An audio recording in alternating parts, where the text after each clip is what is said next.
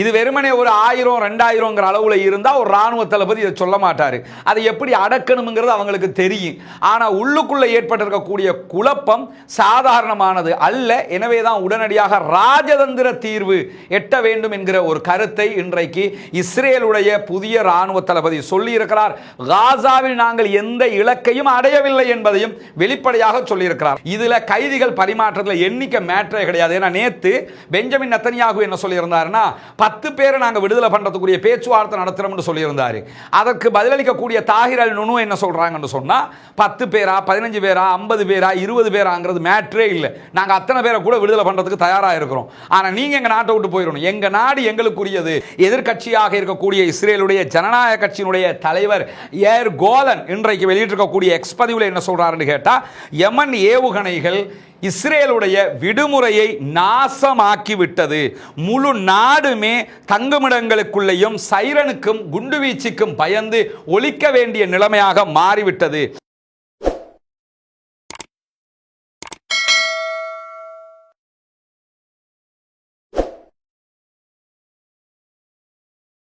அஸ்ஸலாமு அலைக்கும் வரஹ்மத்துல்லாஹி வபரகாத்துஹு. பேரன்பிற்கினிய சகோதர சகோதரிகளே, நம் அனைவர் மீதும் ஏக இறைவனுடைய அமைதியும் கருணையும் உண்டாகட்டுமாக என்கிற உயரிய பிரார்த்தனைகளோடு அக்டோபர் 7ஆம் தேதி 2023ஆம் ஆண்டு பாலஸ்தீனத்தின் மீது இஸ்ரேலிய ஆக்கிரமிப்பு இராணுவம் ஆரம்பித்த ஆக்கிரமிப்பு தாக்குதல்கள் இன்றைக்கு 556வது நாளாகவும் காசாவிலே நடைபெற்று வருகிறது. இன்றைக்கும் கடந்த 24 மணி நேரங்களுக்குள்ளாக 37 தாக்குதல்களுக்கு மேலாக காசாவிலே அவர்கள் நடத்தி இருப்பதான செய்திகளை வெளியிட்டிருக்கிறார்கள். இதுவரைக்கும் காசா பகுதிகளிலே 23 அப்பாவி சகோதரர்கள் கொல்லப்பட்டிருக்கிறார்கள், ஷஹீதாகி இருக்கிறார்கள். 56க்கு மேற்பட்டவர்கள் படுகாயமடைந்திருக்கிறார்கள் என்கிற செய்திகள் வெளியாகி இருக்கிறது. இந்த நிலையில் 556வது நாளிலே இஸ்ரேலிய இராணுவத்திற்குள்ளும் இஸ்ரேலிய அரசாங்கத்திற்குள்ளும் பலத்த எதிர்ப்புகளும் யுத்தத்தை நிறுத்த வேண்டும் என்கிற அழுத்தங்களும் தொடர்ந்து உருவாகி வரக்கூடிய செய்திகள் வெளியாகி கொண்டிருக்கிறது. குறிப்பாக இஸ்ரேலுடைய இராணுவ தளபதி ஏற்கனவே பதவி நீங்கி இருக்கிறார், ராஜினாமா செய்திருக்கிறார் இந்த யுத்தத்திற்கு பொறுப்பேற்று. அதனைத் தொடர்ந்து இயால் ஜமீர் என்கிற புதிய இராணுவ தளபதி பொறுப்பை ஏற்றுக்கொண்டிருந்தார். இந்த இராணுவ தளபதி வந்ததோட நான் யுத்தத்தை முடிவுக்கு கொண்டு வருவேன், வெற்றி அடைவேன், காசாவை பிடிப்பேன், பாலஸ்தீன விடுதலை அமைப்பை அழிப்பேன் என்று சொல்லி பல கதைகளை அவர் சொல்லிக்கிட்டே இருந்தார். இன்னைக்கு திடீர்னு அவர் வெளியிட்டிருக்கக்கூடிய ஒரு அறிக்கையில் என்ன சொல்லியிருக்கிறார்னு கேட்டா, காசாவில் இராணுவ ரீதியாக எந்த இலக்கையும் நாம் அடைய முடியாது, எனவே உடனடியாக இதற்கு நாம் ராஜதந்திர தீர்வுகளை மேற்கொள்ள வேண்டும் என்று சொல்லி நெதன்யாகுக்கு எச்சரிக்கை மணியை ஒலித்திருக்கிறார் புதிய இராணுவ தளபதி என்கிற செய்திகள் இன்றைக்கு வெளியாக இருக்கிற இஸ்ரேலுடைய எடியோத் அஹ்ரோனோத் போன்ற பிரபலமான பத்திரிகைகள் வெளியிட்டிருக்கக்கூடிய செய்திகள் என்ன சொல்றாங்கன்னு சொன்னா, இராணுவத்திற்குள்ள இராணுவ வீரர்களுடைய எண்ணிக்கை கணிசமாக குறைந்திருக்கிறது, இருப்பவர்களும் யுத்தத்திற்கு வர முடியாது என்று சொல்லி புதிய புரட்சிகர கையெழுத்து வேட்டையில் ஈடுபட்டிருக்கிறார்கள். எனவே உடனடியாக இதற்கு தீர்வு காணுங்கள். இது வெறுமனே ஒரு 1000 2000 அளவுல இருந்தா ஒரு ராணுவ தளபதி இதை சொல்ல மாட்டாரு. அதை எப்படி அடக்கணுங்கிறது அவங்களுக்கு தெரியும்.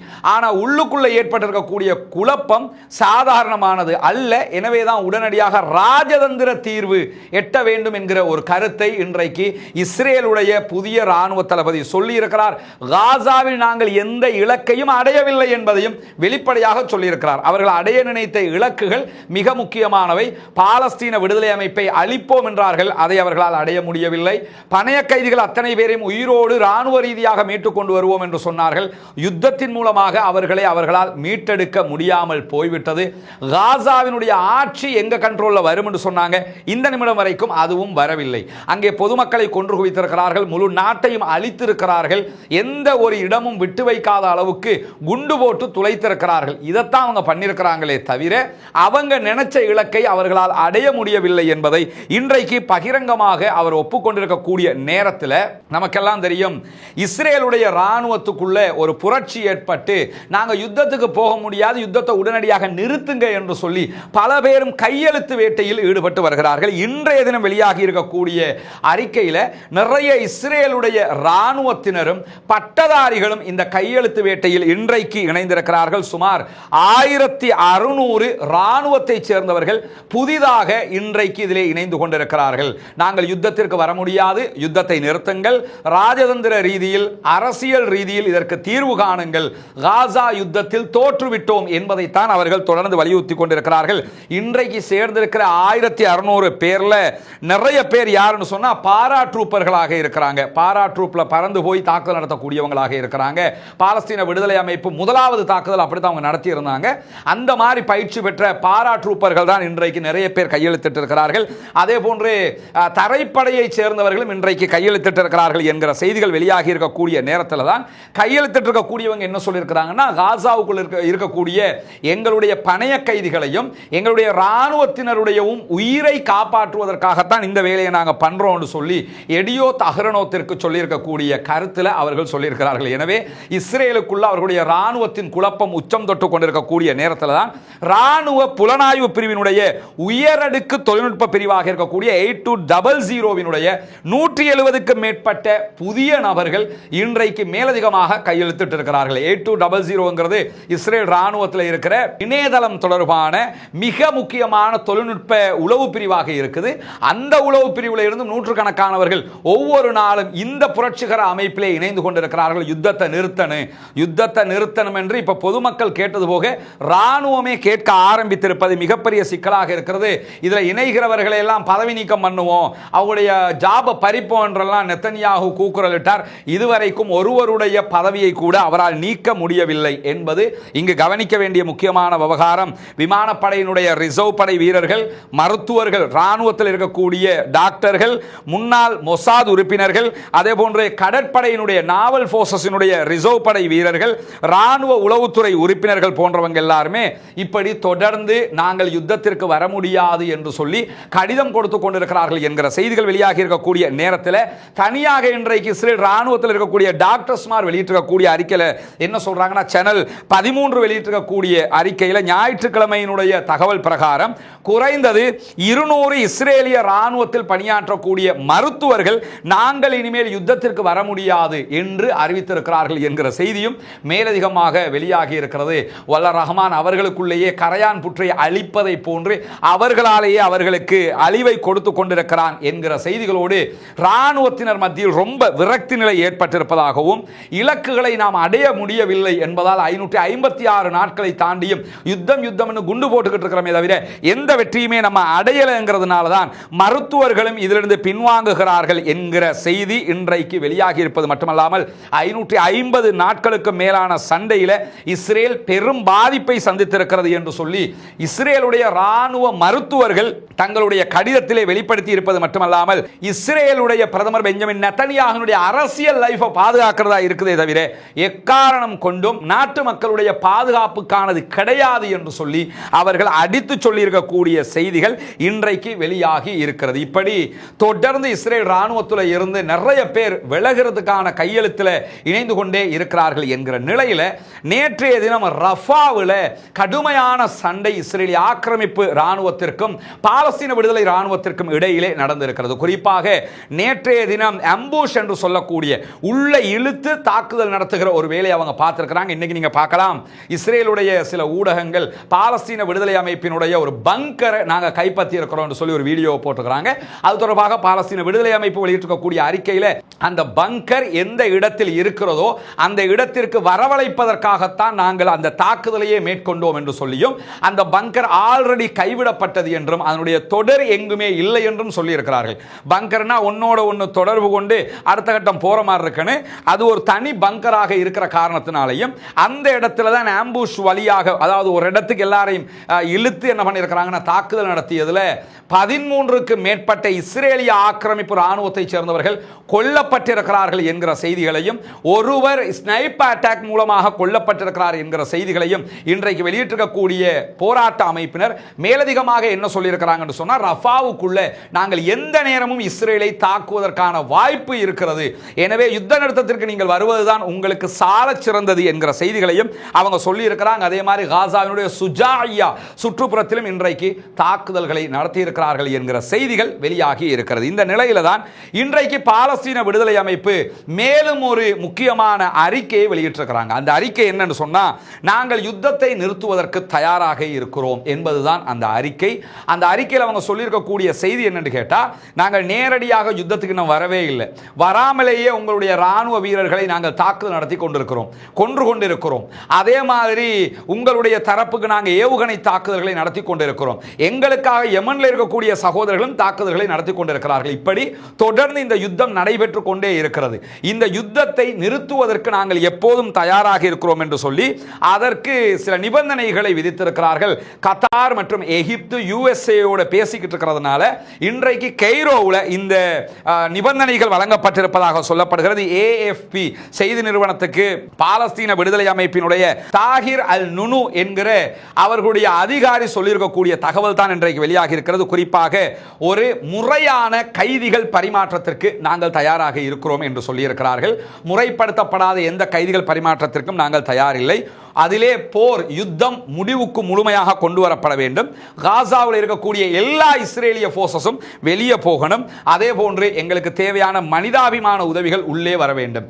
இதற்கு நீங்கள் தயார் என்று சொன்னால் நாங்கள் யுத்தத்தை நிறுத்த தயார். இதில் கைதிகள் பரிமாற்றத்தில் எண்ணிக்கை மேட்டரே கிடையாது. ஏன்னா நேற்று பெஞ்சமின் நெத்தனியாகு என்ன சொல்லியிருந்தாருன்னா 10 பேரை நாங்கள் விடுதலை பண்ணுறதுக்குரிய பேச்சுவார்த்தை நடத்துகிறோம்னு சொல்லியிருந்தாரு. அதற்கு பதிலளிக்கக்கூடிய தாகிர் அல் நுனு என்ன சொல்றாங்கன்னு சொன்னா 10 பேரா 15 பேரா 50 பேரா 20 பேரா மேட்டரே இல்லை. நாங்கள் அத்தனை பேரை கூட விடுதலை பண்றதுக்கு தயாராக இருக்கிறோம். ஆனால் நீங்க எங்க நாட்டை விட்டு போயிடணும். எங்க நாடு எங்களுக்குரியது. யுத்தம் நிரந்தரமாக நிறுத்தப்பட வேண்டும். சண்டையை பத்தி நீ பேசவே கூடாது.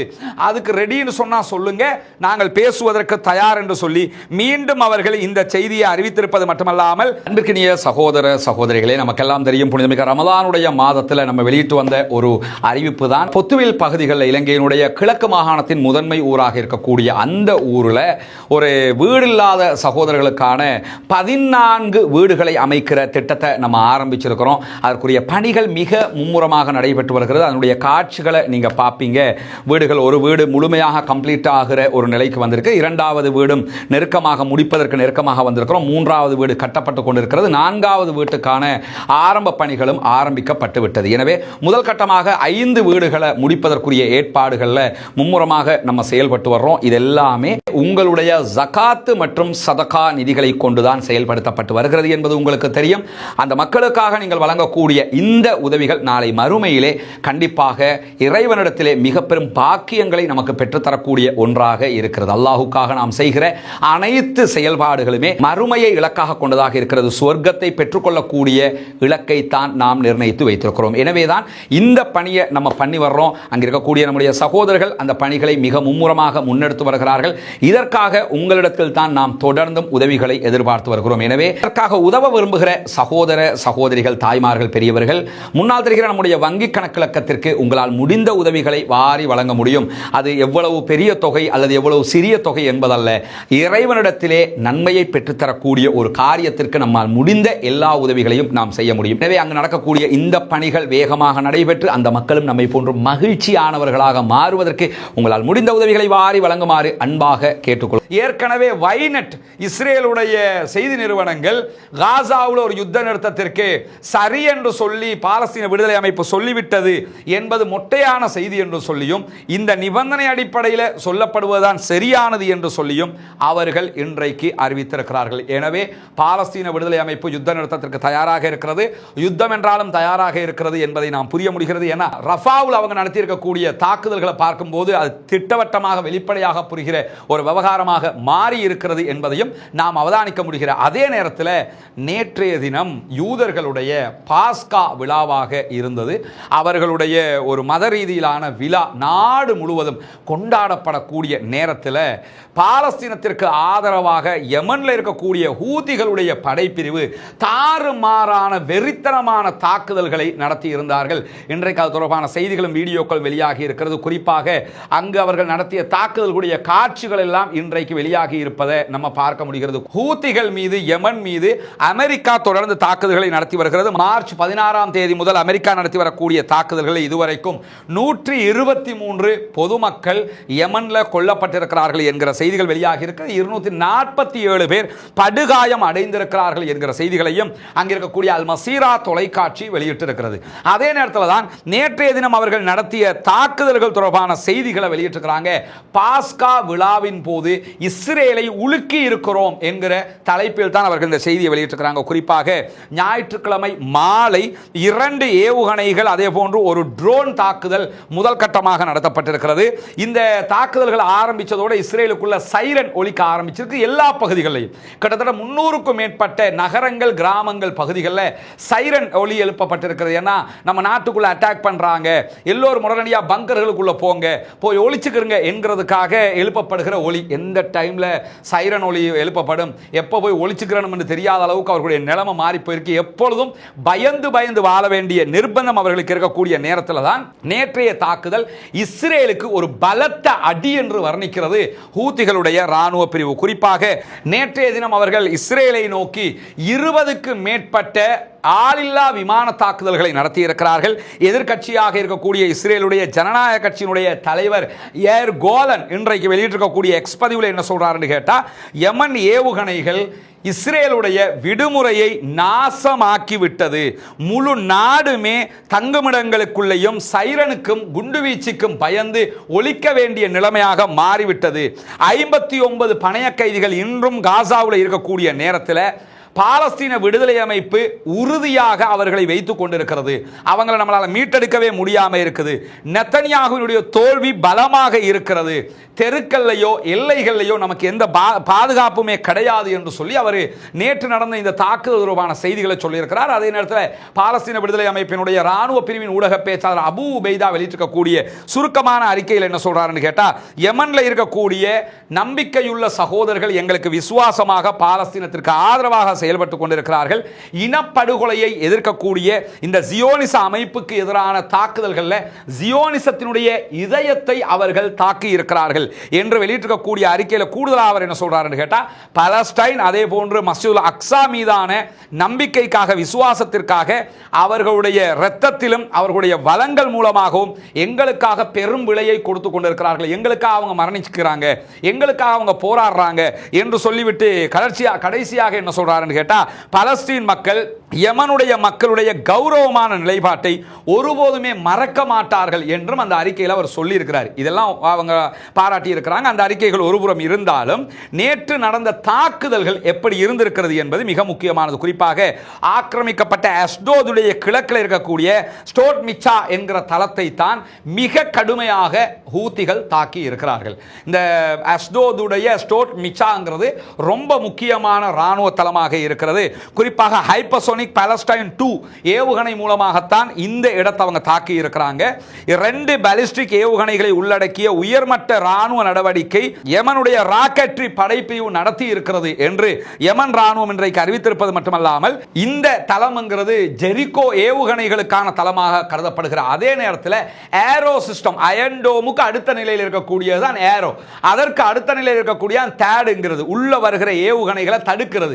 இந்த ஏரோ சிஸ்டத்தினுடைய மிக முக்கியமான பேட்டரிகள் எல்லாம் இந்த இடத்துல தான் இருக்குது என்று சொல்லப்படுது. எனவே அவங்க பேட்டரியை இலக்கு வச்சு தான் அந்த அட்டாக்கும் பண்ணி இருக்கிறாங்க என்பதையும் சொல்வது மட்டுமல்லாமல் இன்னொரு ஏவுகணை தாக்குதல் நடத்தி இருக்கிறாங்க. அந்த ஏவுகணைக்கு சுல்ஃபிகார் வகை ஏவுகணை என்று சொல்றாங்க. இந்த பாலஸ்டைன் 2 மாதிரி சுல்ஃபிகார் என்கிற வகையான ஒரு ஏவுகணை தாக்குதலை நடத்தி இருக்கிறோம் என்று சொல்லி இருக்கிறார்கள். இது டெல் அவீவில் இருக்கக்கூடிய பென் குரியன் விமான நிலையத்தை தாக்கி இருக்கிறது என்றும் விமான நிலையம் அதிரடியாக இழுத்து மூடப்பட்டது என்கிற செய்திகளையும் சொல்லி இருக்கிறார். அதே நேரத்தில் அஷ்கலானில் இருக்கக்கூடிய இன்னும் ஒரு இஸ்ரேலுடைய முக்கியமான நிலையை இலக்கு வைத்து ட்ரோன் தாக்குதல்களையும் நடத்தி இருப்பதாகவும் அவர்கள் இன்றைக்கு அறிவித்திருக்கிறார்கள். மில்லியன் கணக்கான மக்களுடைய நிம்மதியை நேற்று நாங்கள் இல்லாமல் ஆக்கி இருக்கிறோம் என்று சொல்லக்கூடியவங்க இந்த ஸ்டோட் மிச்சா என்கிற இடத்துக்கு ஏன் தாக்குதல் நடத்தி இருக்கிறோம் என்று சொல்றாங்க. ஏன்னா இந்த மாதிரி ஒரு பேரை இன்னைக்கு 556 நாள்ல எங்கேயுமே கேள்விப்பட்டிருக்க மாட்டீங்க. அஸ்கலோனை கேள்விப்பட்டிருக்கிறோம், ஸ்டெலரோத்தை கேள்விப்பட்டிருக்கிறோம், ரொம்ப அரிதாக கேள்விப்படுற இடங்கள். டெல் அவீவ் எப்பயும் கேள்விப்படுறது தானே, ஜெருசலம் கேள்விப்படுறது தானே. ஆனா இந்த ஸ்டோட் மிச்சாங்கிறது நம்ம ரேராக கேள்விப்படாத ஒரு இடமாக இருக்கிறது. இன்னைக்கு தான் இந்த இடத்தையே நம்ம கேள்விப்பட்டுக்கிட்டு இருக்கிறோம். இந்த இடம் இஸ்ரேலுடைய ஒரு ரகசிய ராணுவ தளம். இஸ்ரேலோட ரகசிய ராணுவ தளத்தை யமனில் இருக்கக்கூடிய ஹூதிகள் கண்டுபிடிச்சிருக்கிறாங்க. ஆனால் ஹூதிகளுடைய ஏவுகணை தளத்தை இன்னும் வரைக்கும் அமெரிக்காவும் கண்டுபிடிக்கல, இஸ்ரேலும் கண்டுபிடிக்கல. யமனில் இருக்கக்கூடிய ஹூதிகள் கரெக்டாக இலக்கு வைத்து அட்டாக் பண்ணுறாங்கன்னா ஈரானுடைய ஆதரவு இல்லாமல், ஈரானுடைய சேட்டலைட் தொழில்நுட்பம் இல்லாமல் அவர்கள் இதை செய்திருக்க முடியாது. இந்த ஸ்டோட் மிச்சா என்கிற தளத்தில் தான் அவங்க வந்து நடுத்தர பாலிஸ்டிக் ஏவுகணைகளை வச்சிருக்கிறாங்கன்னு சொல்லப்படுகிறது. பக்கத்தில் நாடுகளுக்கு அடிக்கிறதுக்கான பாலிஸ்டிக் ஏவுகணைகளை அங்கே தான் வச்சிருக்கிறாங்க பண்ணியிருக்கிறாங்கன்னு நம்பப்படுது. அது மட்டும் இல்லாமல் இந்த இடத்துல ஏரோ சிஸ்டத்தினுடைய 2 பேட்டரிகள், ஒவ்வொரு பேட்டரியும் மில்லியன் கணக்கு பெருமதியானது. அந்த ஹிஸ்புல்லாக்கள் செஞ்ச வேலையை என்னன்னு கேட்டால் இந்த அயன் டோம்ட பேட்டரி எல்லாத்தையும் அடிச்சு நொறுக்கிறது தான். அதே மாதிரி இப்போ ஏரோ சிஸ்டத்தினுடைய பேட்டரிகளை இவங்க நேற்று அடிச்சு நொறுக்கி இருக்கிறாங்க. அதுவும் பெருத்த அடியாக மாறி இருக்கு. ஏரோ 2 ஏரோ 3 ஆகிய 2 நிலைகள் அந்த உள்ள வருகிற ஏவுகணைகளை தடுப்பதற்காக வச்சிருந்திருக்கிறாங்க. அதை நேற்று அடிச்சு நொறுக்கி இருக்கிறது மட்டுமல்லாம ஜெரிகோ கிளாஸ் ஏவுகணைகளையும் அவர்கள் தாக்குதல் நடத்தி அளித்திருக்கிறார்கள் என்று சொல்லப்படுகிறது. குறிப்பாக இந்த இடத்தை தேர்வு செய்து ஹூத்திகள் தாக்குதல் நடத்தியதற்கான ஒரு காரணம் இருக்குது. ஏற்கனவே ஈரானுக்கும் அமெரிக்காவுக்கும் இடையில் ஒரு முருகல் இருக்குது. அந்த சண்டை முத்திச்சுன்னு சொன்னா ஈரானுடைய அணு ஆயுத தளங்களை அட்டாக் பண்ணணும்னு இஸ்ரேல் சொல்லி கொண்டிருக்கக்கூடிய நேரத்தில் இஸ்ரேலுடைய அணு ஆயுதங்களை சுமந்து செல்லக்கூடிய ஜெரிகோ வகையான ஏவுகணைகளுடைய படைகள், இந்த இடத்துல 3 படைகளுக்கான அத்தனை வளங்களும் இங்கே தான் இருக்கிறதா சொல்லப்படுகிறது. அந்த படைகள் தான் என்ன பண்ணுவாங்கன்னு கேட்டால் இந்த அணு ஆயுதங்களை சுமந்து செல்லுகிற ஜெரிகோ வகை ஏவுகணைகளை ஏவுவாங்கன்னு சொல்லப்படுகிறது. அந்த இடத்தை அனுமானிச்சு தான் அட்டாக் பண்ணி இருக்கிறாங்க. இந்த இடத்துல அணு ஆயுதம் இருந்ததாக சொல்லப்படுகிறது. ஜெரிகோ வகையான ஏவுகணை இருந்திருக்கிறது. அந்த ஏவுகணையை பயன்படுத்தி தான் அவங்க ஏவுவாங்க என்கிறதுனால அந்த இடத்துக்கு அட்டாக் பண்ணியிருக்கிறாங்க. 150, 199, 248 ஆகிய அணு ஆயுதங்களை சுமந்து செல்லக்கூடிய திறன் இதற்கு இருப்பதாக சொல்லப்படுகிறது. அதே மாதிரி இந்த தளம்ங்கிறது இஸ்ரேலுடைய விமானப்படையினுடைய நெல்னோஃப் ராணுவ தளத்திற்கான வெடிமருந்து கிடங்காகவும் பயன்படுத்தப்படுகிறது. இது ரொம்ப முக்கியமான இடம் என்று நன்றாக புரிகிறதா இல்லையா? என்னன்னா ஜெரிகோ வகை ஏவுகணை இங்கே தான் இருக்குது, ஏரோ சிஸ்டம் இங்கே தான் இருக்குது, அணு ஆயுத தாக்குதல் நடத்துவதற்குரிய ஏவுகணைகள் இங்கே தான் இருக்குது. அதை தாண்டி இஸ்ரேல் விமானப்படையினுடைய டெல்னோஃப் என்கிற ராணுவ பிரிவினுடைய வெடிமருந்து களஞ்சிய சாலை, வெடிமருந்து குடோனாகவும் இதுதான் இருக்குது என்று சொல்லப்படும். இந்த இடத்தை இலக்கு வச்சு தான் அடிச்சிருக்கிறாங்க. பற்றி எரிகிற ஒரு நிலையாக அந்த இடம் மாறி இருக்கிறது. ஆனால் வெளியில் எந்த செய்தியுமே அவங்க சொல்ல மாட்டேங்கிறாங்க. நேற்று வாங்கி அடி அவ்வளவு பயங்கரமான அடியாக 1962ஆம் ஆண்டு சுண்ணாம்பு கல் மலைகள் அதே போன்று ஒரு உருளுகிற நிலப்பரப்புகளை கொண்ட ஒரு பகுதியில் தான் இது கட்டப்பட்டிருக்கிறது. 1962லேயே இது உருவாக்கி இருக்கிறாங்க. ஜெரிகோ ஏவுகணைகள் அதே போன்று அதனுடைய மொபைல் தளங்கள், அங்கே இங்கே நகர்த்துகிற மொபைல் தளங்கள் இதுக்குள்ள இருக்கிற வகையில் பல குகைகள் இருக்குதாம். குகை மலைகள்ங்கிறதுனால குகைகளை தோண்டி அதுக்குள்ள தான் வச்சிருக்கிறாங்க. ஆல்ரெடி ஈரானும் குகைகளுக்குள்ள தான் இந்த ஏவுகணைகளை வச்சிருக்கிறதாக நம்பப்படக்கூடிய நேரத்தில் தான் இஸ்ரேலும் இப்படியான ஒரு இடத்துல வைத்திருக்கிறது. ஆனால் இஸ்ரேல் இப்படியான ஒரு இடத்துல எங்களுடைய ஒரு ராணுவ தளம் இருக்குதுங்கிறத எங்கேயுமே சொல்லுவாங்களா? சொல்ல மாட்டாங்க. ஆனால் அதை துல்லியமாக கண்டுபிடிச்சி இந்த இடத்துல தான் அணு ஆயுதத்தை கொண்டு செல்லக்கூடிய ஏவுகணைகளை வச்சிருக்கிறாங்க என்று சொல்லி அதற்கு துல்லியமான தாக்குதல்களை நடத்தி இருக்கிறார்கள் யமனுடைய ஹூத்திகளுடைய ராணுவ பிரிவு என்கிற செய்திகளும் இன்றைக்கு வெளியாகி இருக்கிறது. எனவே ஹூத்திகள் தொடர்ந்து பாலஸ்தீனத்திற்கு ஆதரவாக இந்த தாக்குதல்களை நடத்தி வருகிறார்கள். இஸ்ரேல் பாலஸ்தீனத்திற்கு இடையிலான ஒரு சமாதான முனைப்பு தற்போது ஆரம்பிக்கப்பட்டிருக்கிறது. எந்த அளவு தூரம் அது சாத்தியப்படுகிறது என்பதை பார்ப்போம். பாலஸ்தீனம் வெற்றி பெற வேண்டும், பாலஸ்தீனம் சுதந்திரம் அடைய வேண்டும், பாலஸ்தீன மக்களும் நம்மை போன்ற நிம்மதியானவர்களாக மாற வேண்டும், ஆயுத கலாச்சாரம் இல்லாமலாகி அமைதியான கலாச்சாரம் உருவாக வேண்டும், அமைதியாக அனைவரும் இந்த பூ உலகிலே தங்களுடைய வாழ்க்கைகளை கழிக்க வேண்டும், தீவிரவாதம் ஒழிய வேண்டும், பயங்கரவாதம் இல்லாதொழிக்கப்பட வேண்டும் என்கிற உயரிய கோரிக்கைகளோடு பாலஸ்தீன மக்களுக்காக ஜனநாயக ரீதியாக குரல் எழுப்புவோமாக. வாஹ்ரதா அல்ஹம்துலில்லாஹி ரப்பில் ஆலமீன்.